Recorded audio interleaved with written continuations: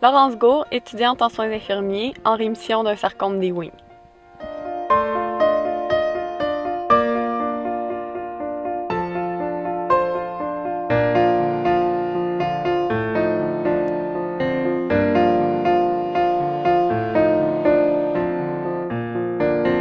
Je m'appelle Éloi Giard. Je suis prêtre catholique. Je suis responsable d'un ensemble de 4 paroisses. On appelle ça une unité pastorale dans le coin de Bedford, dans le sud du Québec.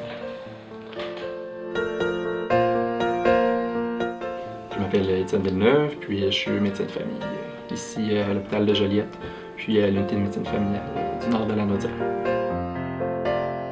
Le sarcome des Wings, c'est un cancer qui est soit dans la moelle osseuse, pas dans la moelle osseuse, mais soit dans les os ou soit dans les tissus mous, fait que les muscles, les tissus adipeux, qui peut se développer dans le fond à la périphérie de n'importe quel os du corps, particulièrement les os longs. J'ai eu de la chimiothérapie au début, vraiment pour réduire la masse. Donc j'avais un traitement à chaque 2 semaines, puis j'alternais 2 traitements. Donc le premier traitement, c'était vraiment une journée à l'hôpital.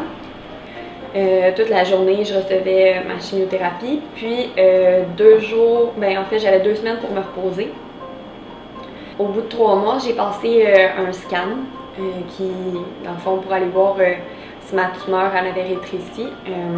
J'ai eu mes résultats le 29 mars l'année passée, puis dans le fond, le chirurgien thoracique qui m'a opéré m'a montré les 2 images côte à côte, puis il n'y avait plus du tout de tumeur. Puis j'ai terminé le 14 février de cette année. Quand j'avais ton âge, je n'étais pas vraiment attiré par la vocation du prêtre. Mais j'avais un frère plus vieux que moi, 2 ans plus vieux que moi, et qui était étudiant en théologie à l'Université de Montréal. Alors, 3 semaines avant que j'entre en droit à l'Université de Montréal, parce que je voulais devenir notaire à l'époque, ce frère-là, mon frère aîné, qui s'appelait Martin, est décédé accidentellement. Alors, quand mon frère est décédé, j'ai eu l'occasion à ce moment-là de rencontrer des personnes desquelles il était proche, des personnes qui rayonnaient.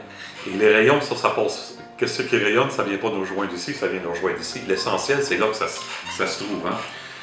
On n'est plus capable d'empêcher les vraies questions de surgir. Moi, je suis un artiste, un gars d'intériorité. Est-ce que j'allais passer ma vie en constante lutte entre l'extériorité et l'intériorité? Voilà. Alors, j'ai fait une année en droit, et à la fin de mon année, j'ai dit à mes futurs collègues avocats et notaires, il y en a qui prennent le chemin du droit, d'autres trouvent le droit chemin. Bonjour, ça m'a fait plaisir. Ça va faire 3 ans en juillet que je suis médecin autonome. Mais moi, je fais beaucoup de choses. Je fais du bureau, c'est plus où la relation avec le patient est importante. C'est le fun d'apprendre à connaître les patients, de les suivre sur plusieurs années. Tu deviens un peu un confident. On apprend à les connaître. Ils nous disent des choses qu'ils ne disent pas à d'autres personnes. Donc, on a un lien particulier. Ça, c'est le fun. Je fais de l'urgence aussi, donc j'aime beaucoup l'intensité, les cas plus graves, plus aigus, comme on dit dans notre jargon, là. Donc ça, c'est divers, hein? On voit beaucoup de patients dans une journée, c'est jamais les mêmes problèmes. Je fais aussi des accouchements, là, donc ça c'est une autre parcelle du travail qui est vraiment différent, là, où est-ce que, dans le fond, on suit les femmes enceintes, c'est pas de la maladie en tant que telle, c'est juste, on accompagne la croissance du bébé puis l'accouchement, on donne... pas nous qui donnons la vie, mais on accompagne la mère à donner la vie. Fait que ça, c'est vraiment une autre chose intéressante, là. Ma perspective de la mort, elle peut être différente selon comme, ce que je vais faire dans la vie puis selon ce que j'ai vécu. Selon ce que j'ai vécu, j'ai... un peu comme tout le monde, j'ai peur. On a tous peur, je pense, un peu de ça, de quand ça arrive. C'est sûr que pour certaines personnes, ça peut sembler être une délivrance à un moment donné. Sauf que à l'âge où j'avais, à l'âge que j'étais rendue, je pensais pas que j'avais vécu assez de choses pour m'en aller de l'autre côté. Fait que j'aimais mieux j'étais effrayée de la mort. C'était pas quelque chose qui était positif. C'était quelque chose que j'avais peur et que j'ai essayé de... Ben, j'ai réussi aussi, mais j'ai essayé d'éviter. Il y a une quinzaine d'années, moi j'ai fait un burn-out et puis à un moment donné, tout était fermé, je faisais de l'angoisse et tout était fermé. Et même j'ai eu peur à un moment donné au suicide. Et j'ai fait une expérience spirituelle intérieure extrêmement forte où tout a ouvert tout à coup. Une situation sans issue, ça n'existe pas.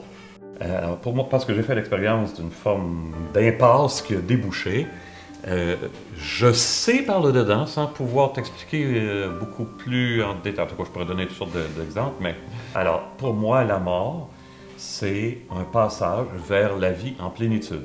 Ce qui doit mourir, ce qui n'est pas éternel disparaît, ce qui est éternel en nous est libéré.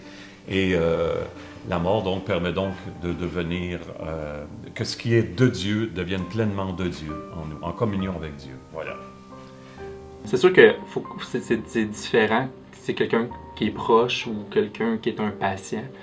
On est attaché quand même à ces patients-là, mais il faut pas non plus, faut pas avoir un lien trop fort non plus. Il faut qu'on soit empathique avec les patients, mais il faut justement pas non plus que ça soit le lien soit tellement fort que ça juge que ça trouble notre jugement.